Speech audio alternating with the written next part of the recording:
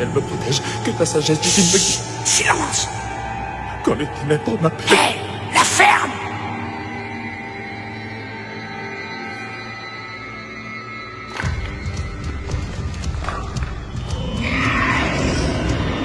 Ils ont flairé notre piste.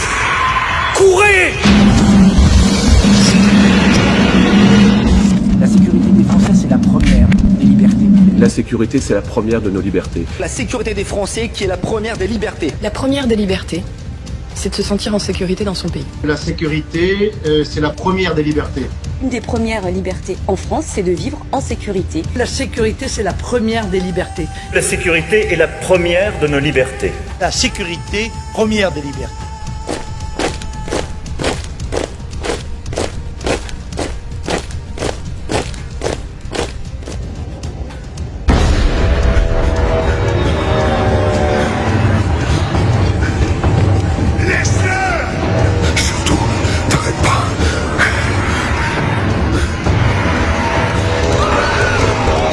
Mais tu es complètement malade!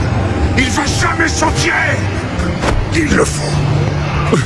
Béni soit Karat, que ta lumière éternelle me protège, que ta sagesse divine. Regarde-moi! Juste derrière cette porte, des montagnes d'or nous attendent.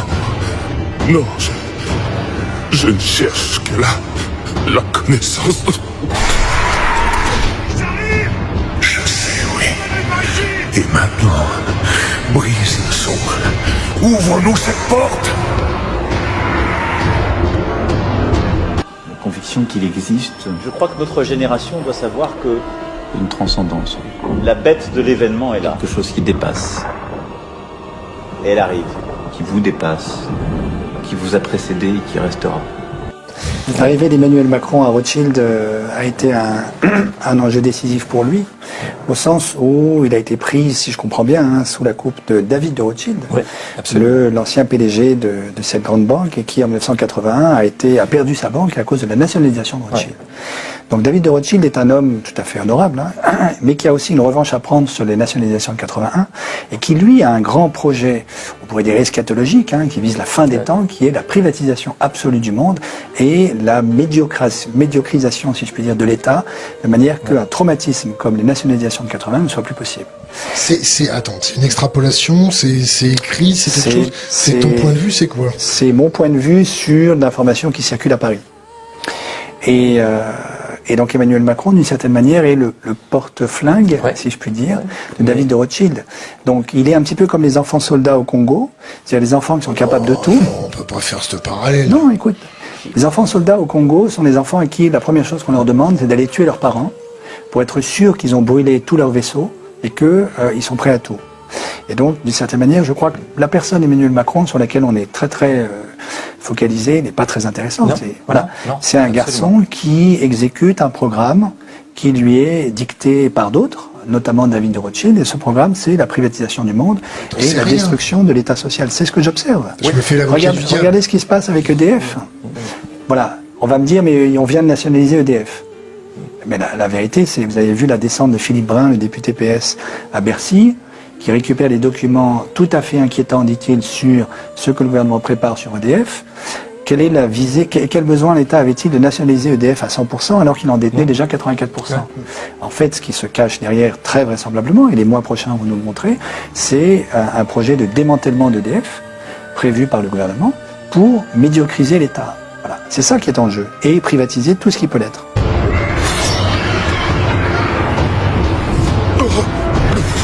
Oh, lumière, aide-moi.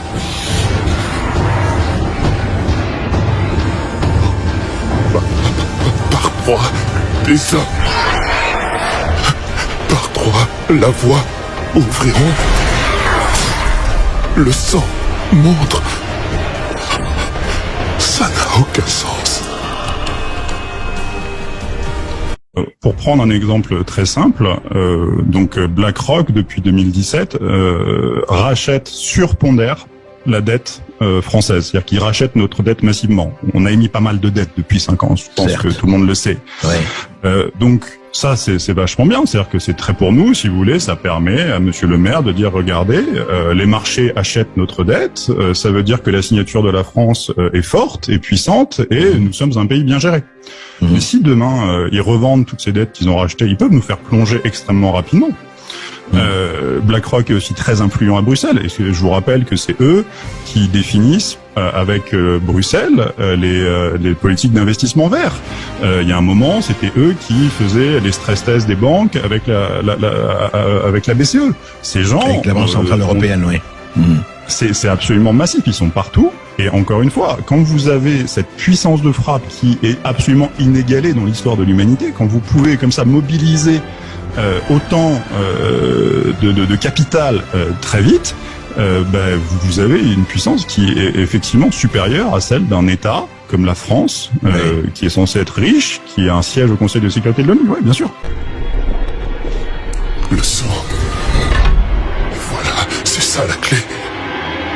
Le sang est la clé. J'ai besoin de 2 personnes. Vite, allez ici. Je les retiens. Allez.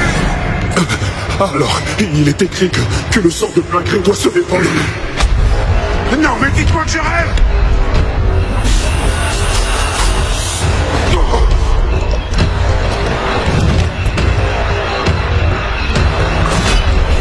Époque.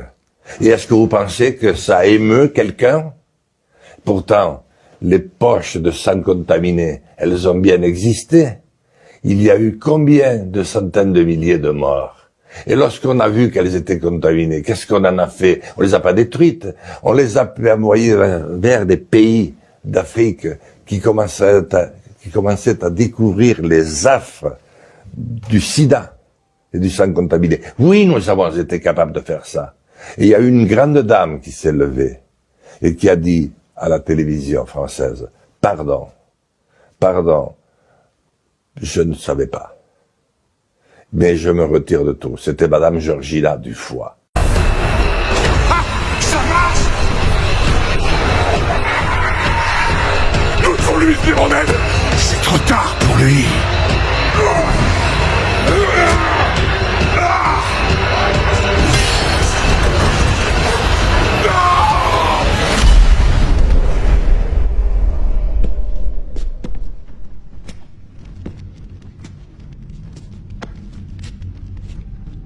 C'est triste qu'il soit mort.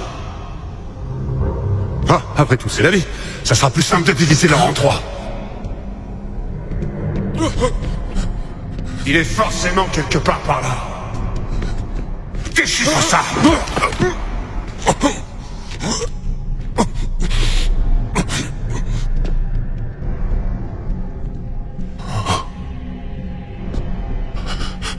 Par 3 des hommes, par 3 la voie ouvriront, par le sang de plein gré. Gloire au Créateur. Gloire à la fille de... Oh non. Et notre or dans tout ça, où est-ce qu'il est? On s'est fourvoyé. Il s'agit d'une invocation. Je refuse de continuer. Ne mens pas. On est venu ici pour un trésor. C'est quoi cet endroit? Je ne sais pas. Peut-être que c'est un temple. Ou une tombe.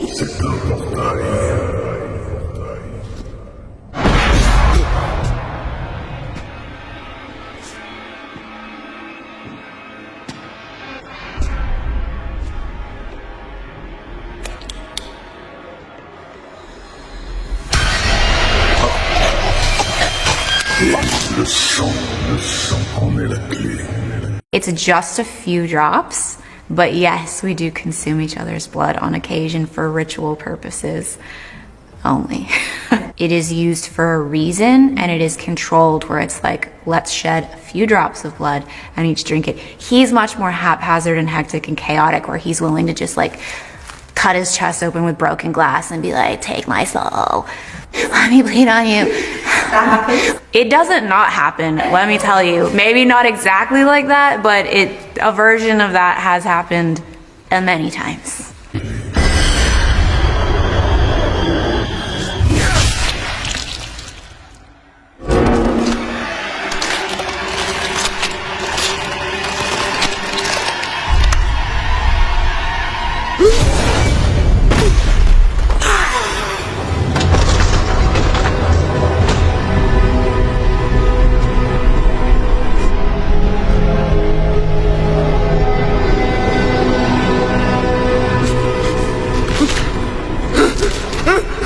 soit, Karat. Que ta lumière éternelle me protège. Que ta sagesse divine me guide. Que les ténèbres m'appellent. Guide mon âme vers ta lumière sacrée. Depuis la pluie, apporte-nous le salut. Par trois des hommes, par trois la voie ouvrions. Par le sang de plein gré. Nous t'appelons en ton royaume.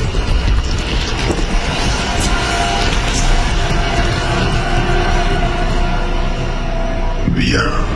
Oh, béni soit, Karat. Que ta lumière éternelle me protège. Que ta sagesse divine me guide. Que les ténèbres... Ouvre les yeux.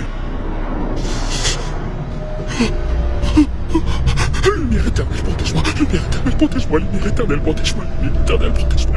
Il n'y a pas de lumière ici. Tu es venu chercher la connaissance dans les ténèbres.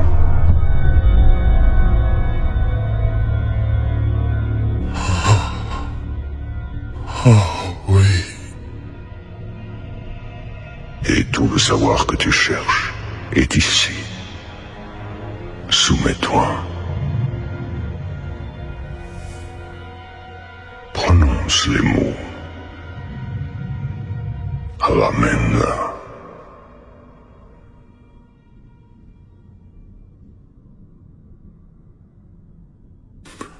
Conservative Christian leaders are calling on Prime Minister Benjamin Netanyahu to stop a bill proposed by members of his coalition to make it criminal to tell people about Jesus in Israel. A big story just before, days before Palm Sunday, Good Friday, and Easter. Sacred time for Christians.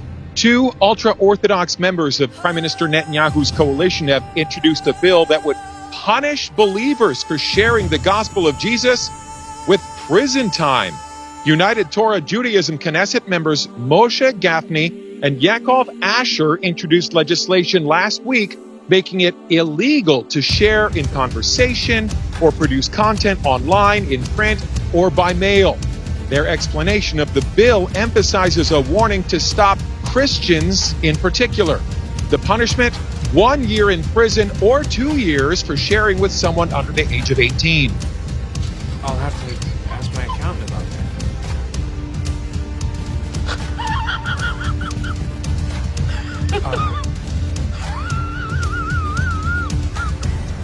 J'ai connu à Rennes 2 un homme d'extrême droite,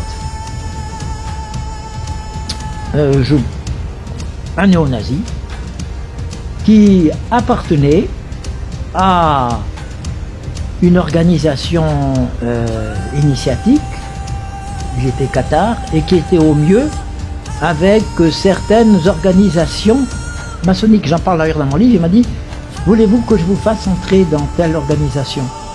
Je lui ai dit « Non, je suis catholique ». Alors il s'est énervé, il m'a dit « Vous avez tort, vous avez choisi le mauvais Dieu ». Il a tout dit, il a tout dit. Mais lui, c'était un haut initié, c'était pas un maçon de base. Hein.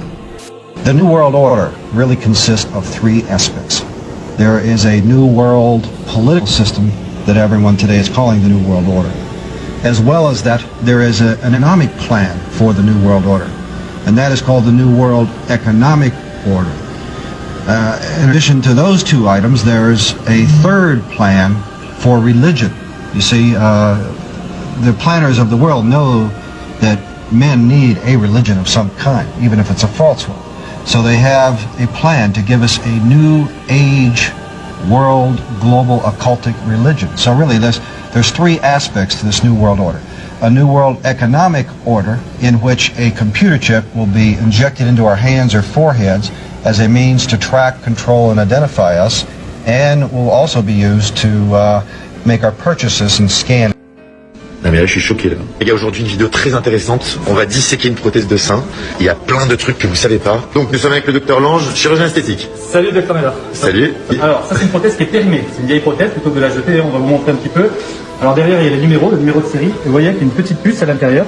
Il y a une puce, donc il y a une puce comme ça dans chaque prothèse de sein. Ouais. Donc là c'est de la puce, c'est ici. Je vais la sortir ce mais s'il n'y a pas une puce 3G dedans. Non, ce serait sympa. Je vais y aller là. Non, bien écrire pas. Wow. Wow. Wow. Et alors, le premier truc qu'on voit, c'est que tu vois... Je peux mettre un doigt s'il vous plaît. Ah oui. Wow. Et tu vois, là le gel il sort, mais dans la vraie vie, tac, il reste en place. En D'accord. fait, c'est un gel cohésif. Tu veux toucher, tu peux mettre ton doigt là. Par contre, ça colle. Attends. Oh. Il y a très peu de gens au monde qui ont déjà eu la chance de c'est une sorte de slime. Attends. Tu veux qu'on sorte la puce? Ah ouais, vas-y, on va sortir la puce. J'arrive plus à m'enlever ce silicone là. La petite puce, elle est là. C'est ouf, dans toutes les prothèses de sein. So they've already put the program in Los Angeles. In fact, a trilateralist named Mayor Bradley, Uncle Tom Bradley, was responsible for putting this in dogs. Right. And your children will be considered like animals. And operating through the Council on Foreign Relations, through the Trilateral Commission, through the Club of Rome, through Global 2000, which wants to reduce the population of the planet by, 25%. 25, that's 1,250,000,000 people have to be exterminated by the year 2000. Well, they can do that. So essentially, this Illuminati is the group of men who control not only all the money on the planet through all the world banks and the Federal Reserve and so on, but they control essentially all the governments. And so these men are planning to bring about a global form of government that's unique in all history. It's a total enslaving system of world communism and fascism, controlled by a hierarchy in Europe that Anthony calls what? The oligarchy. Well, no, I call it the evilarchy. The evilarchy. The oligarchy of evil. So these men are satanically inspired, and of course we get that term from the Bible, which means the devil. They're satanically inspired to bring about a global form of government to every nation on earth.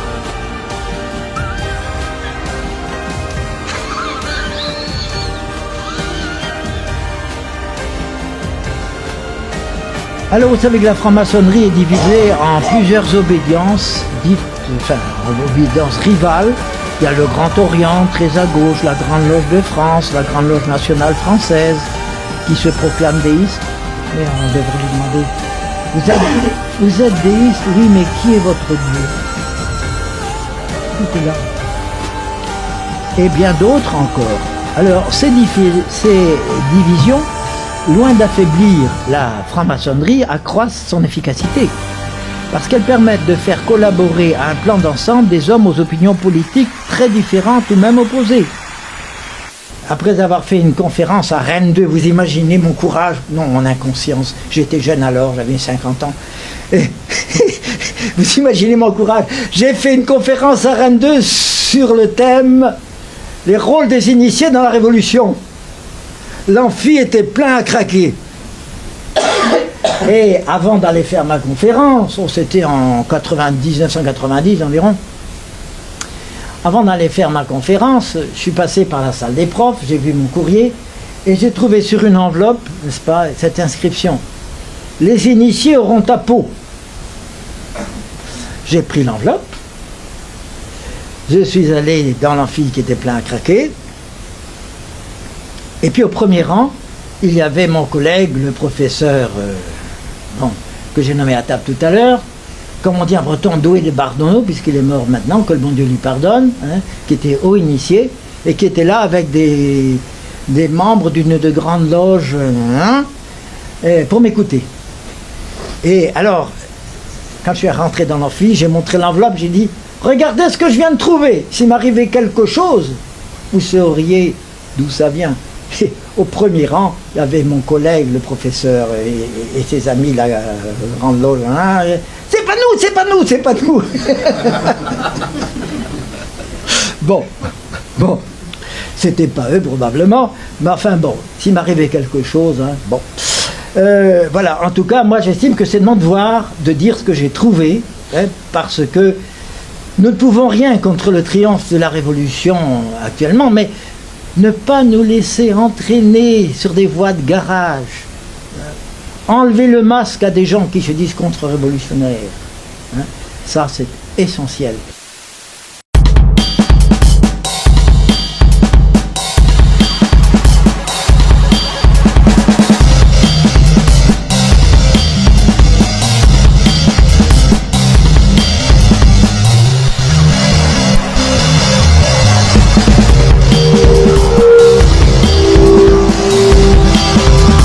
comparer, varier les sources, regarder ce que les autres médias disent sur un sujet. Si aucun journal, aucune chaîne de télé, aucune radio n'a parlé d'une info, eh bien c'est probablement qu'elle est fausse.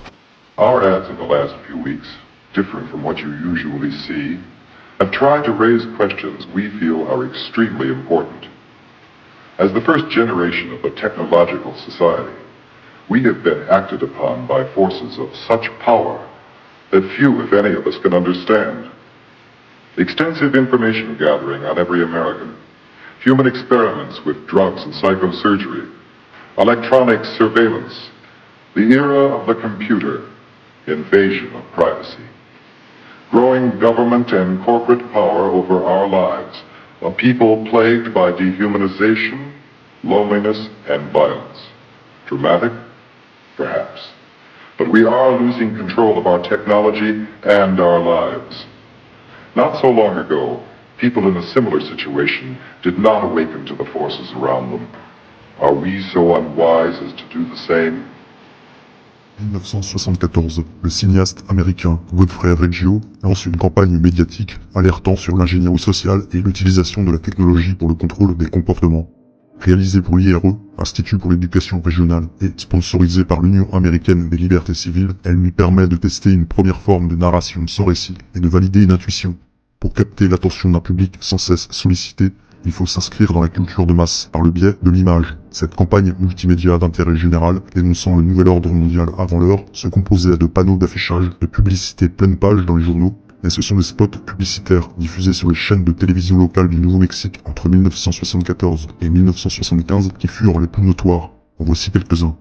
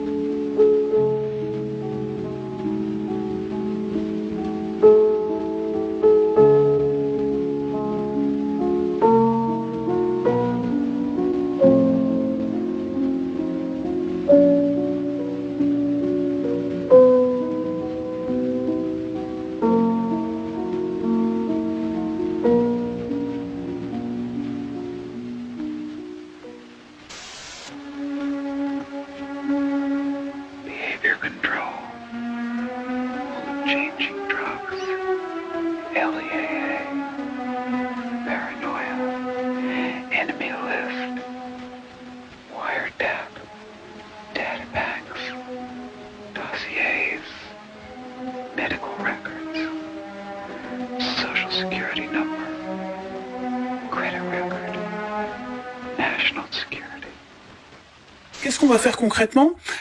D'abord, des assises des dérives sectaires et du complotisme. Et je vais revenir, si vous me le permettez, sur le complotisme. L'idée, c'est de mettre en place un plan d'action concret. Qu'est-ce qu'on fait quand on voit son collègue de travail, son voisin touché par ça, à qui on le signale, comment on agit directement vis-à-vis de lui, vis-à-vis de l'État? Il y a beaucoup de choses à faire. Est-ce qu'il faut faire un numéro vert? Est-ce qu'il faut faire évoluer la loi? peut-être.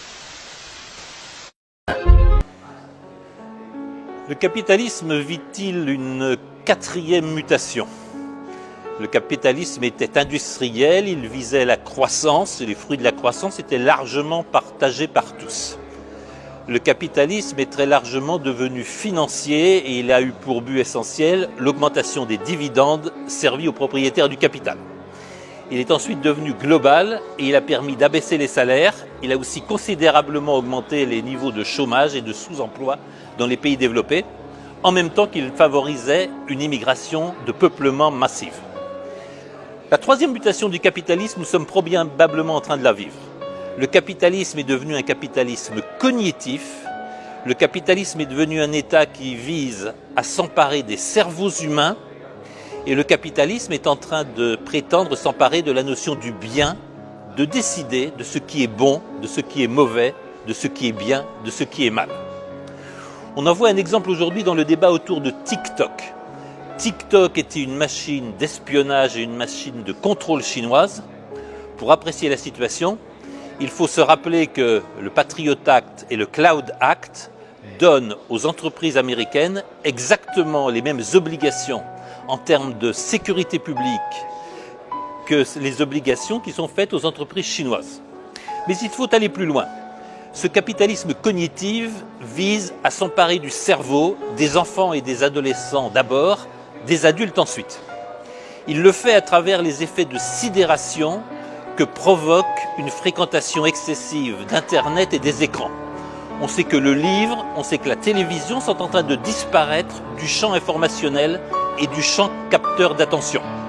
Et on sait que les convulsions de TikTok ont un effet de sidération, un effet hypnotique qui explique que plusieurs heures par jour soient désormais passées par nombre d'adolescents américains devant TikTok. Mais il existe aussi une autre méthode pour s'emparer du cerveau des enfants, des adolescents et bientôt des adultes. Cette méthode peut consister à tout simplement injecter des nanoparticules dans le corps humain et dans le centre nerveux humain. Et c'est là que la récente décision de la Commission européenne de développer l'alimentation par insectes de la population européenne, d'autoriser l'intégration d'éléments d'insectes dans un certain nombre d'aliments vendus sur le marché pose problème. Pourquoi ? Parce que la nourriture des insectes, au terme notamment d'un brevet déposé par la Chine, est en partie composée d'oxyde de graphène. Parce que cet oxyde de graphène, déjà présent dans les vaccins à ARN messager largement distribués à l'occasion du Covid, cet oxyde de graphène a des particularités tout à fait particulières. D'abord, c'est un oxydant puissant. Et on sait qu'un oxydant puissant est dangereux pour la santé humaine. Ensuite, c'est une molécule qui présente des particularités tout à fait spécifiques dans certaines conditions et notamment dans des conditions qui sont celles de la température du corps humain. Elle peut se grouper en macromolécules avec des propriétés de sensibilité aux radiations tout à fait particulières. Ce qui donne le scénario de l'apocalypse suivant. Les nanoparticules d'oxyde de graphène se regroupent dans le corps humain, notamment à proximité des centres nerveux, le cerveau, le cœur, les viscères. Ces nanoparticules peuvent être sensibles à des radiations qui viennent par exemple d'un pacemaker, mais qui viennent aussi des ondes millimétriques qui correspondent à la 5G. Et le scénario de l'apocalypse se dessine, attesté par un certain nombre de publications scientifiques. Si certains voulaient pouvoir créer des états de conscience, si certains pouvaient influer sur le métabolisme humain, mais aussi sur les représentations et sur les connexions nerveuses du corps humain, l'oxyde de graphène leur fournirait une voie royale. Ce n'est pas 1984 et George Orwell qui se profilent, mais nous ne savons encore rien du capitalisme cognitif et du capitalisme qui vise à contrôler les états de conscience d'une population. Au moment où toute l'attention se porte sur la guerre provoquée par l'invasion russe de l'Ukraine, nous ferions bien de nous intéresser aussi à... Nous allons voir dans cette vidéo comment un concept totalement aberrant, sorti d'un esprit anonyme facétieux, voire diabolique, peut se retrouver in fine validé par les plus grands médias et faire son entrée dans les dictionnaires. Le processus est plutôt simple et pose de sérieuses questions quant au filtrage médiatique, parfois peu regardant dès lors qu'il s'agit de propulser l'agenda du bouleversement du genre et la déstructuration mentale de la jeunesse. Depuis quelques jours, circule la vidéo d'un jeune individu bleuté, que je ne voudrais pas mégenrer, décrivant le concept de xénogenre. Le xénogenre est une identité de genre non binaire. C'est aussi un terme parapluie qui permet de décrire son genre via des métaphores et des analogies. De manière globale, il y a 3 catégories différentes d'identité xénogenre. La catégorisation par un nom ou un archétype, genre un animal fictif ou réel, un concept abstrait, un symbole, etc., etc. Personnellement, je côtoie une personne xénogenre renard. En fait, j'en côtoie plusieurs. I'll have to ask my accountant about that.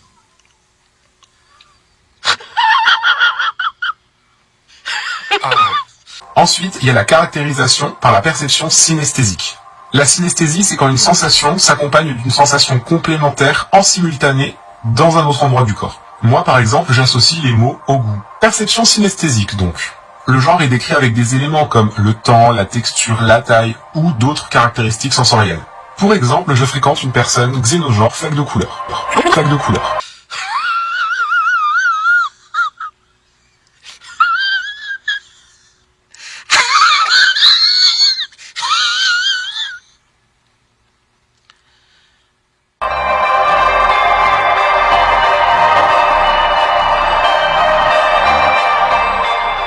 Beaucoup prendront cela à la rigolade, tant le niveau d'égarement psychologique est extrême. Il pourrait s'agir là, à la rigueur, d'une forme de performance artistique ne dépassant pas la scène de théâtre. Mais s'il n'en est rien, le xénogenre se retrouve aujourd'hui dans les lexiques LGBT queer, tout ce qu'il y a de plus sérieux, dans le sens où il est considéré maintenant comme un véritable état d'être au quotidien et non comme une humeur passagère fantaisiste ou artistique.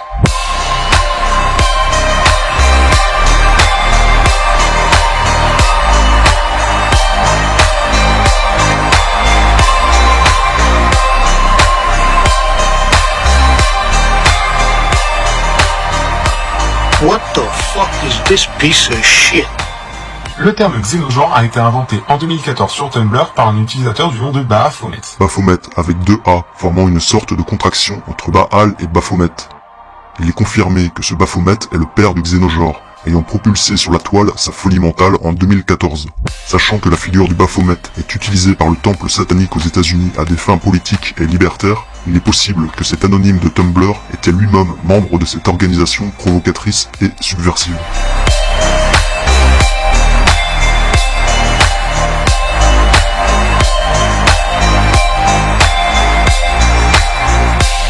Notons que le drapeau du xénogenre, inspiré par la charte graphique LGBT, affiche en son centre un pentagramme inversé, symbolique typique du Baphomet avec ses 2 cornes.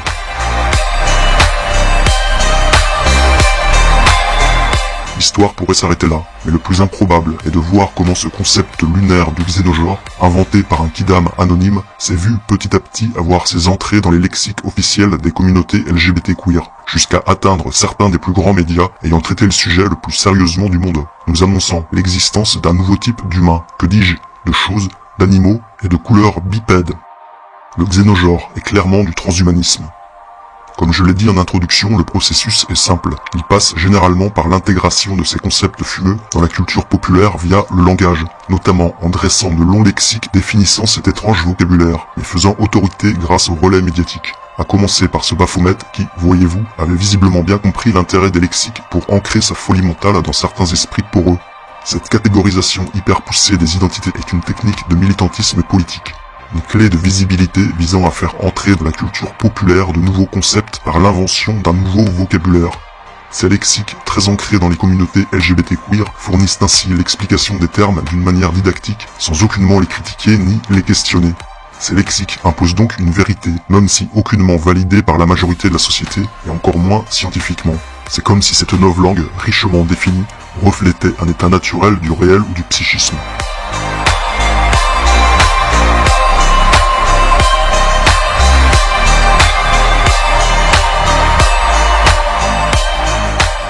Comme nous l'avons vu, cela débute par une lubie intellectuelle sortie du cerveau d'un sombre inconnu, pouvant à première vue ressembler à un canular, tant l'absurdité est poussée à l'extrême.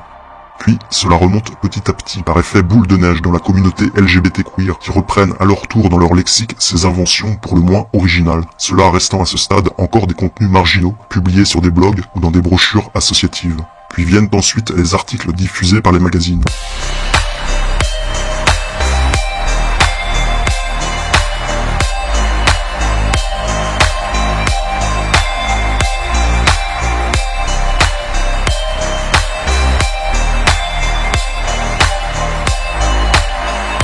Comme ici la journaliste de mode Alice Pfeffer, rédactrice en chef du magazine Antidote, qui publie un article intitulé « Ni homme ni femme, qu'est-ce que le xénogenre ?»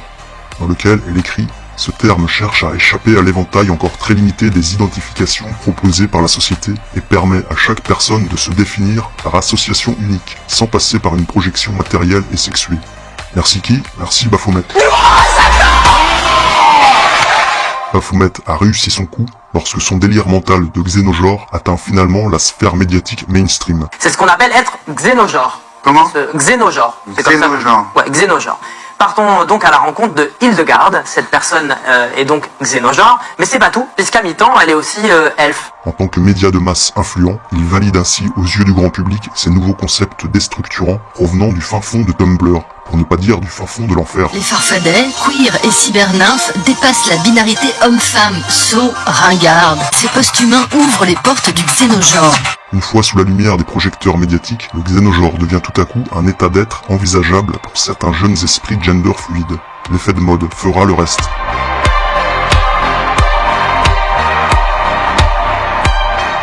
Le terme, une fois validé par quelques grands médias mainstream, peut enfin s'implanter, doucement mais sûrement, dans les dictionnaires. Nous trouvons aujourd'hui le terme xénogenre défini sur le dictionnaire en ligne de l'internaute.fr. Genre revendiqué par certaines personnes se définissant en dehors de tout concept de masculinité et de féminité. Les individus appartenant au xénogenre se catégorisent autrement et le plus souvent en employant des métaphores souvent liées à la nature, à l'espace, etc.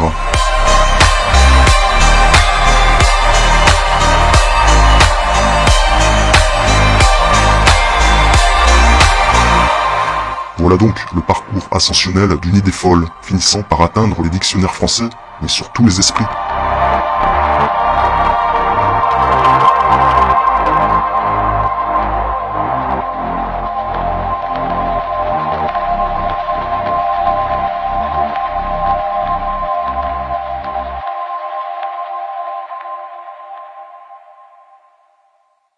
Julio was telling me about how a couple of, I'm not going to say no names, but some big top hats of the industry were coming at him. Males, by the way, were coming at him asking for sex. You know, they were coming at him talking about some child trafficking stuff, and you know, we were going to expose it all. There's a lot of shit I know that I want to tell people. It's a lot of things that I want to teach, but I'm afraid. I'm gonna be honest with you, I'm scared because I got 4 grandchildren, and I got children that are in this world. I got people I care about, and I got people that I care about that don't necessarily believe what I believe. Yeah. And I'm not.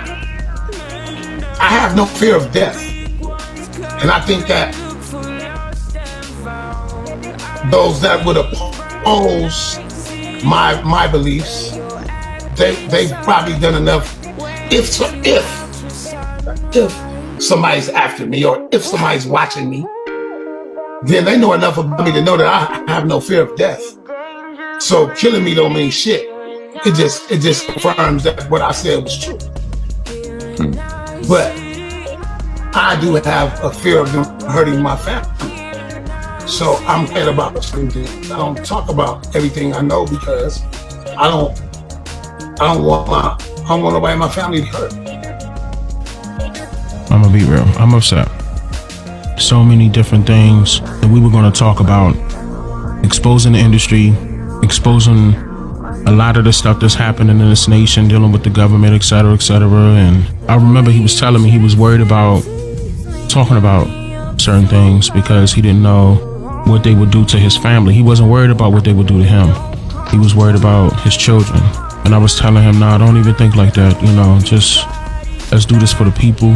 And in fact, we could do it educationally, so it could almost seem as if it will be flying up under the radar, but you know, we don't gotta go straight direct with it. I don't want to say political power, but the amount of social power that I was able to achieve. You would think that I would be a prime candidate for just to be, so we could say, we could call it something, to be a member of the Illuminati or a member of the elite society or whatever. You would think that that they would come at me, and I think they did it sideways though. Nobody never got at me directly and said, we want you to join us and we're doing this. That's never happened. But I will tell you, I've had motherfuckers come at me on some weirdo shit, like on some gay shit. I've had motherfuckers come at me on some, oh, you should do this type shit. And I was like, what? Man, why the fuck would I do that? That make no sense. I view that as being inhuman. I view that as, I would never do that. You know, that's what made me, you know, was like, oh, what? He passed. You know what I'm saying? Like, that's why I was like, hold up, whoa. Because I remember we had a conversation. He was telling me that he was going to do some interviews and he was going to talk about some of this stuff. And I was telling him, I said, just scratch the surface. You don't got to get in full detail with everything. And, you know, he was like, I know, I'm, you know, I was like, yeah, because even though, you know, you want to get this stuff out right now. And that's what he was telling me, you know, he was like, it's mainly about, he want to be there for his children. And, you know, it's just a lot of stuff that was happening behind the scenes that you guys didn't know about. And it was just unfortunate that the brother's no longer here with us in the physical, but he is with us here in the spiritual.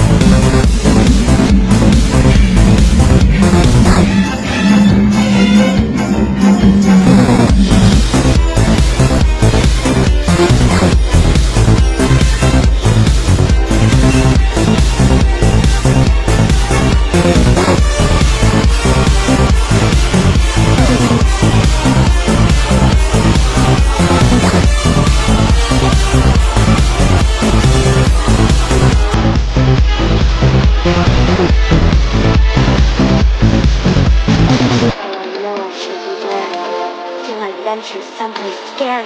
Ghostly haunting, I turn loose.